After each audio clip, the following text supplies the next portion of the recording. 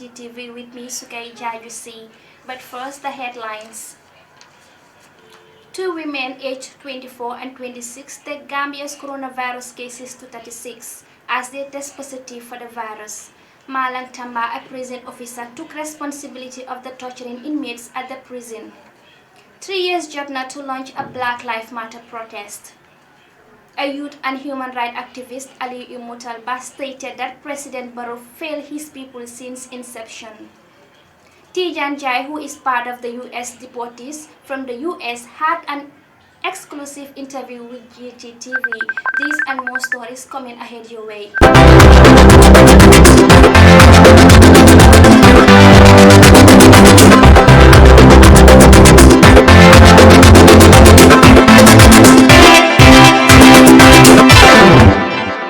People have tested positive for the coronavirus, bringing the total number of cases to 36. Cases 35 and 36 are respectively 24 and 26 years old female Gambians who recently returned to the country from Senegal, were both intercepted at the Amdalai border post, the Ministry of Health said in a report on Thursday.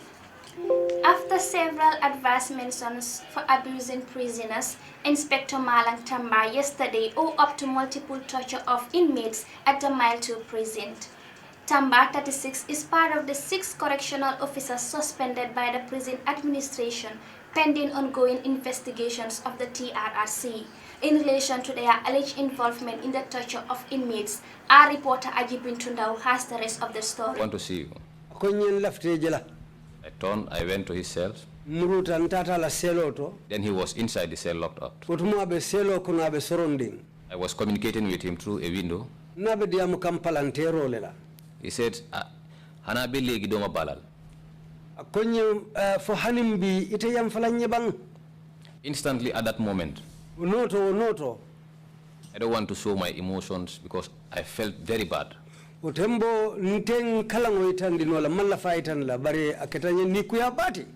called an officer, I said, open Laminja. I said, give him rest, I'm going. That's how I left. Because if I stand at that moment and I want to communicate more with Laminja, at that moment people will see my weakness. Because definitely I did wrong to Laminja and still he's not angry with me. But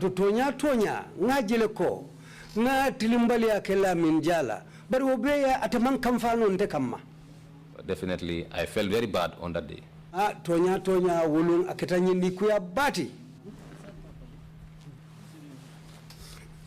Do you now regret what you have done to Laminja? I definitely regret. Laminja may be watching. What do you have to say to him? I would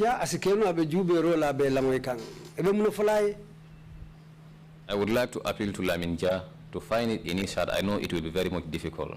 When I have did all these things to him, still he was not angry. He was following me, begging me. But at that time, I was not seeing anything. I know it will be very much difficult for him to forgive. But let him find somewhere at his heart to forgive me. And I would like to urge the commission itself, if it is within their mandate for them to escort me to the prisons, let me shake hands with them, then I will be at ease.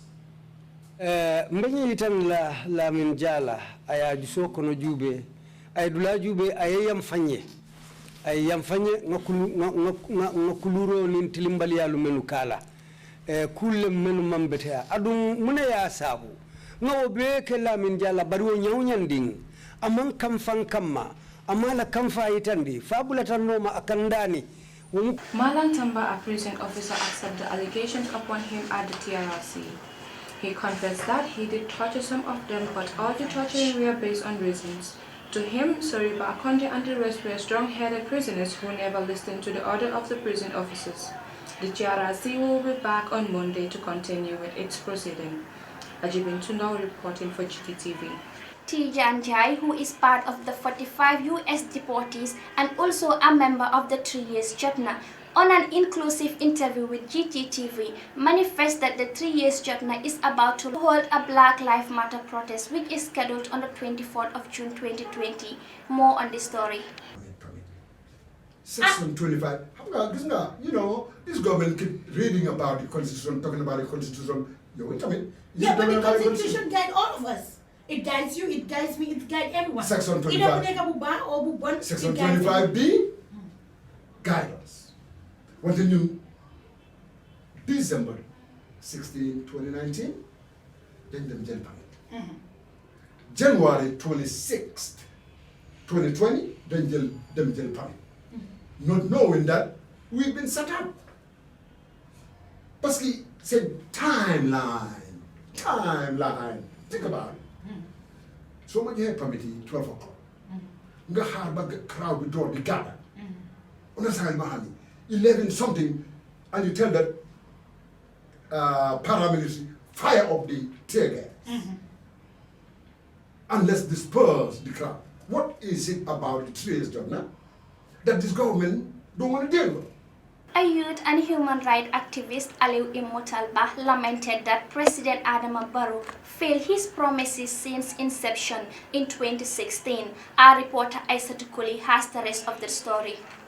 Because apparently it was attacking the interests of a certain group of people and individuals.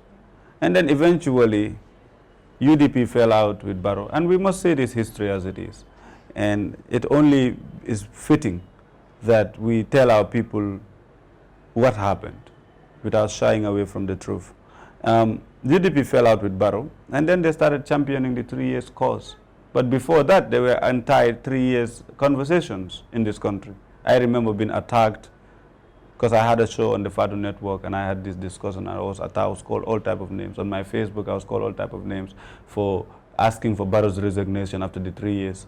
But after they fell out, the UDP championed it. So the current 3 years Jotna protest was more or less a UDP-inspired protest, even though it might not be the party officially backing the protest, but it was more or less inspired by the party supporters, you know. And as such, in the 5 years people were just Barrow's people. So this thing moved from becoming a national conversation to becoming a tussle and a fight between two groups. You know, and that's precisely what it was. So it lost its credibility like that, you know, because, I mean, if the 3 years question was never even supposed to be open to discussion. It should have been a given. 3 years, Barrow comes and resigns, because we don't even try to even make it look like, oh, you can stay. But earlier on, he was backed by Hussein Odabo, no less, you know, and other people. So he felt he could do it, and then you fall out with him, and then things start happening. He hold his ground.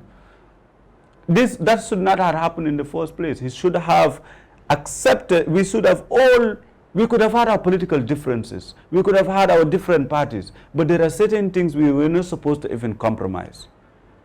Politicians always lie to their people, and President Barrow is not an exception. If we've learned anything on this African continent, is that politicians will always lie to our people.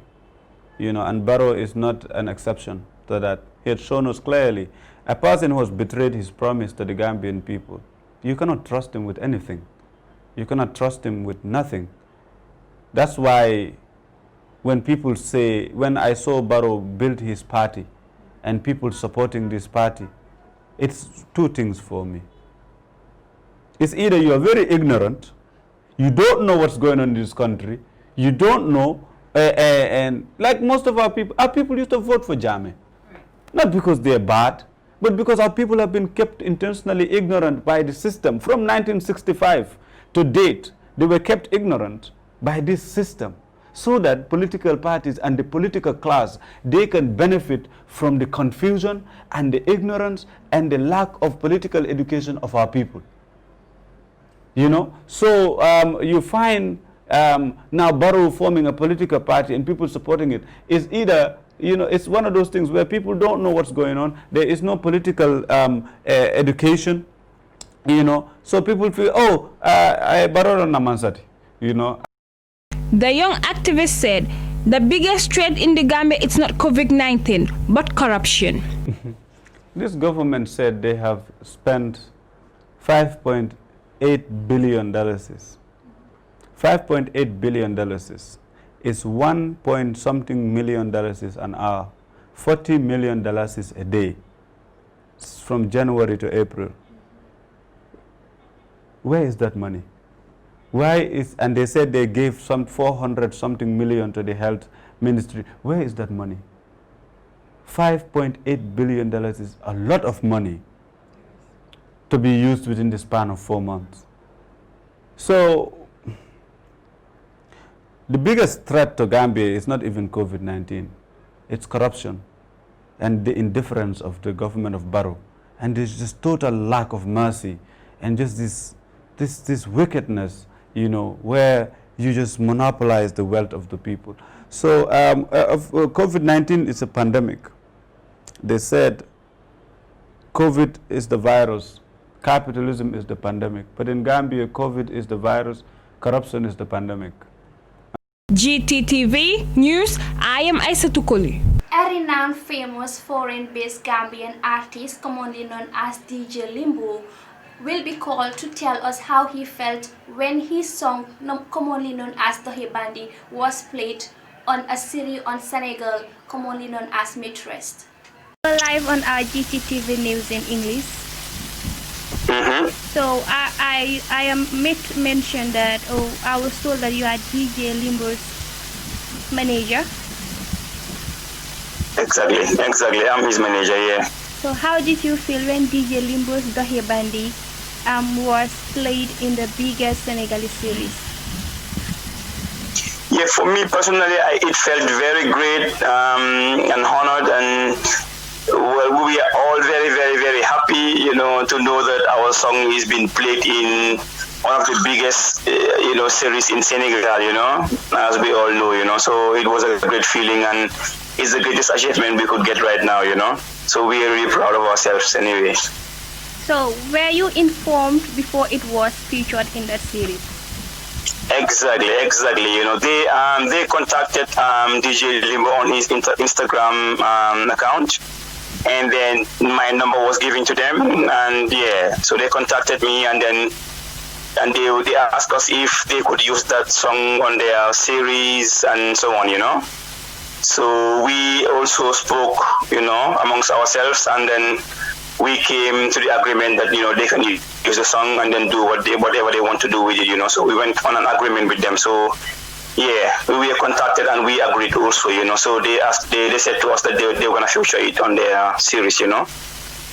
Okay, that's very good. So tell us a little about the Dohi Bandi video, because it's a very creative video.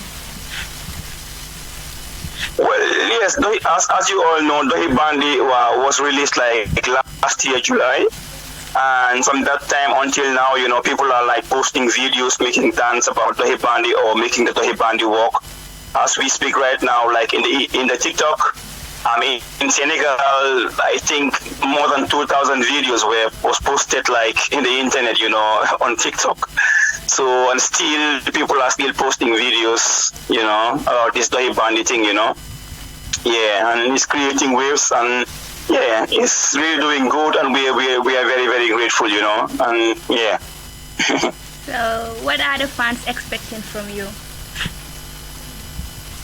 Well, let them expect like the trending songs that we always release, because right now there is one going on right now which is called Tobal, which is also doing very good right now. Yeah, people are sending us videos and, you know, playing with football, like doing Tobal or, you know, dancing to the song, or the DJ, and the DJs also are vibing to the song, like mixing the song, playing, you know, live, sending us videos and all these things, you know. So the song is also doing very good, and expect another bomb very soon, you know, because there will be another song anytime, and as you all know, you know, our songs are the trending songs, you know, so it's also going to trend like the Dohi Bandi and the Tuba, you know. That's how creative we are right now, you know. So yeah, that Tobal, it's a really good song. And where are you seeing Gambian music in the next 4 to 5 years? Well, I think for me, my honest opinion, it's looking really, really great, you know. Yeah, nevertheless, there are certain stuff which needs to be changed, but it's really great right now. So I'm seeing the industry being one of the best industries in the next 5 years. That's where I see it, you know. Okay, so what are your last words? Well, let's keep supporting Gambian music, and yeah, let's help them, and more or less. And what I would definitely want to emphasize is let the government please try and put their hands, you know, into this industry, you know, and see that, you know, it's moving, and you know they can take it to another step, you know, because like it's gonna create employment, you know, and let them protect these big name artists like ST, Jizzle, you know, Attack, who are doing very great. Let them make life easier for them, you know, in the Gambia. Let them make life easier for them, and if they want to travel too, let them make sure that, you know, they find it easy, you know, let them initiate stuff, you know, facilitate stuff for them, you know, to have an easy life there, so that they can also inspire other youths and other artists to do great, you know. Okay. Thank you very much, and yeah, it's really good having you. You're welcome every time. Thanks so much for having me too. Alright, and that was Fab Scully, the manager of DJ Limbo. With this, we come to the end of our news bulletin, but before we go, let's take a recap of our top stories. 2 women aged 24 and 26 take Gambia's coronavirus cases to 36. Malang Tamba, a prison officer, took responsibility of torturing inmates at the Mile 2 prisons. 3 years Jatna to launch a Black Lives Matter protest. A youth and human rights activist, Alieu stated that President Adama Barrow failed his people. Thanks for watching, and do enjoy the rest of our programs, and it's a bye from me.